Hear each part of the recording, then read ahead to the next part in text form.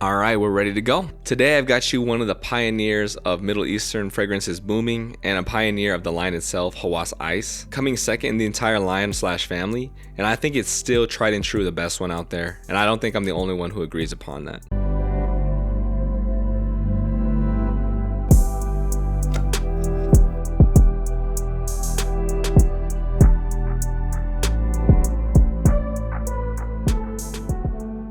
So in essence, people are going to say this is kind of like Invictus Aqua from 2018. I think that's the sweeter version of all the Invictus Aquas that have been around. There's a 2016 and then a new 2024 batch as well. I don't know if that's reformulation or re-strategization of the fragrance itself, the flanker. But yeah, I don't know too much about Paco Rabanne in general. So that could be another place to explore. But for today, we're definitely talking about Hawas Ice. And really it is an important space in the Middle Eastern frag community. I'm kind of bringing that extra oomph and power that you get in a Middle Eastern fragrance to an everyday type of wear. Maybe a little sweet for some people. I've heard the OG Hawas is less sweet, so that could be an alternative as well if you don't want your everyday to be too sweet. But I think the way everything is balanced out in this is just perfect. I'll get it on skin and paper, and we can go into more of the nuance for sure. But really the biggest thing, honestly, before anything else is how many compliments this will get you. I'm not really like a huge compliment person, but I think it's kind of crazy. It's the most notable fragrance that gets compliments. I think just because it's appealing enough for people who aren't really into fragrance, but it's it stands out amongst the crowd, being like another version of an Eros or maybe a Sauvage, but not in that fragrance family. It's doing its own thing. It's this frosty fruitiness with the mint. I think the mint is kind of the key point here, that Hawas itself doesn't have the OG. None of the flankers have it as well. And a lot of the, fresher blue, everyday type of wares don't really incorporate, some invigorating nature of mint like that. But yeah, in particular with women, like my girlfriend, this is her favorite fragrance of mine still. This is a sub $30 fragrance. And, whether it be me wearing it or like other friends I know who also wear Ice, they're always telling me, yeah, it's always the preference of girls more so than guys, I feel like. I feel like a guy, they like it if it's in the collection, very well suited for many occasions. But nah, if you want it for the ladies, bro. All right, enough talking. Let's actually get into the nuance of the fragrance and try to make sense of the pyramid. I don't think it's too important. This is, going to be mainly synthetic, if not entirely synthetic. So those notes are kind of just there to give us an idea, but it really is a culmination of those synthetic materials. Be right back. My scent strips are somewhere else. Speaking of, I bought a 600 pack for like $9 maybe, but I'm kind of burning through them. It's kind of crazy. I need to hide them or hold off or something, but yeah, small investment for the channel, no biggie. All right, let's get it on paper real quick, then skin next. Let it sit for a little bit, and then we'll come back to it. Whew. Yeah, I'm gonna give it like another 15 seconds. I would say the biggest criticism that people will probably give it is going to be a harsh opening. But again, what they've done for the price point and really pushing with synthetics to give it crazy longevity and projection, I think that's a pretty small price to pay considering you're going to be wearing this for 8+ hours. And I feel like the longer you've got it on, it's just appealing more and more. Super interesting to me. I've never actually put this on paper, so this is the first experiment for this. It's crazy how much it pushes off your skin versus paper. So I almost feel like in the fragrance brief, they were really focused on getting the on-skin experience down to a T. It's kind of interesting, Not that it's not pushing off paper. At least on my skin, it has just that extra level of intensity for sure. Okay, so I'm just gonna look at the note breakdown real quick. It's the star anise, it's combining with the citruses and what they say is a frosted apple accord. So it's almost toning down the sweetness a little bit, and I think it's part of that illusionary mint as well. Hold on, I gotta check something.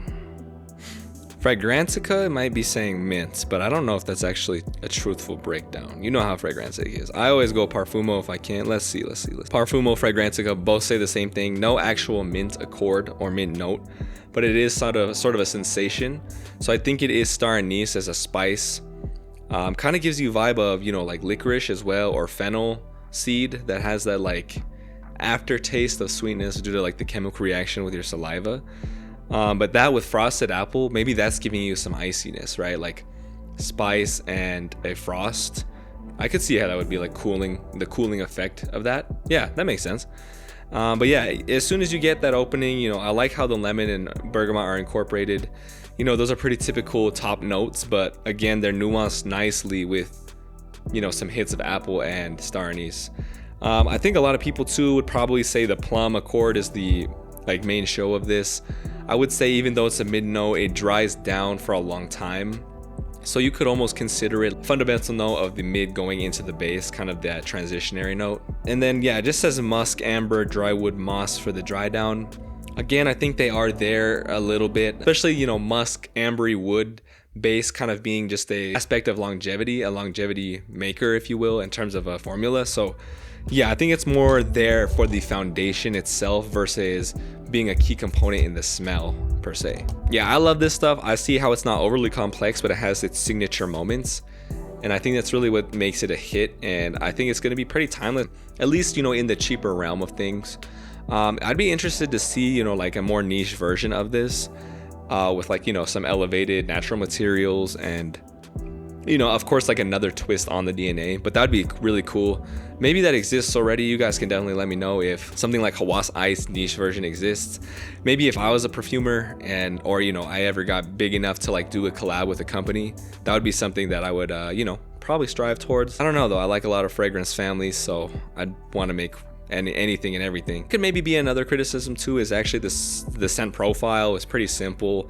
It doesn't evolve a ton. You know, I think you get that nice nuance in the beginning, but it is a lot of plum and maybe like white floral or on some spiciness as the progression continues for the fragrance. But yeah, it's pretty simple. So again, you know, this is going to be pretty appealing to most people. It is stronger than a lot of fragrances. I wouldn't go more than, you know, 5-6 sprays, maybe even less if you're just getting used to it. I usually do like 4, I would say, but you know, no judgment. You spray however much you want.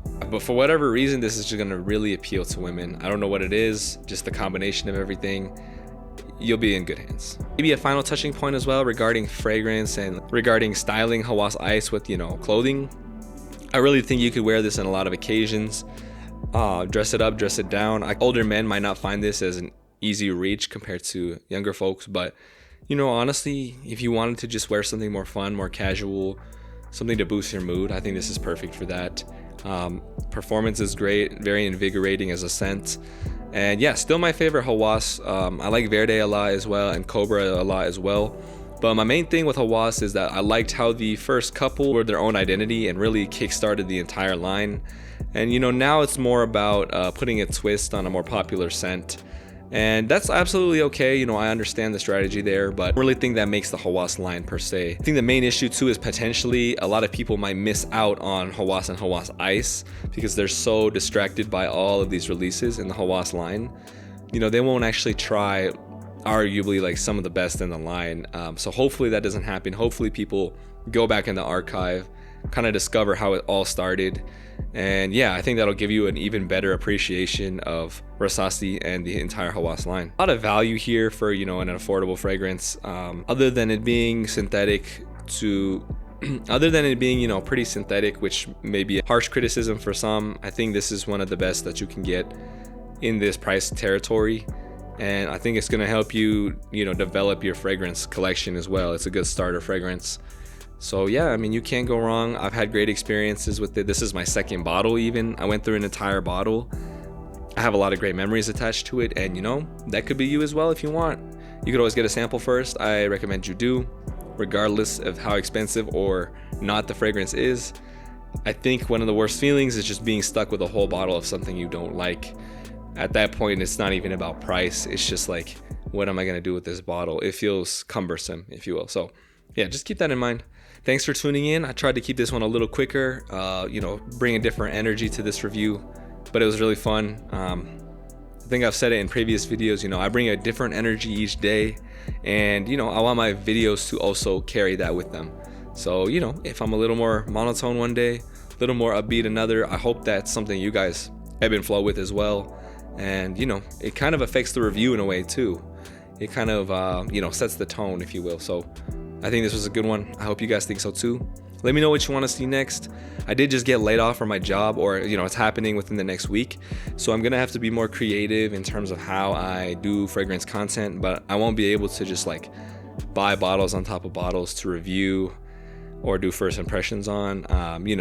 I'll work around it for sure, and then I'll get a job eventually. But in the time being, I'm gonna have to be dynamic and do my best. So I'm excited to have you guys with me. Let me know too if you have any cool ideas for content that don't pertain to like buying more bottles. We can make something work. All right, this is Patrick. I'll see you guys in another one. Take care.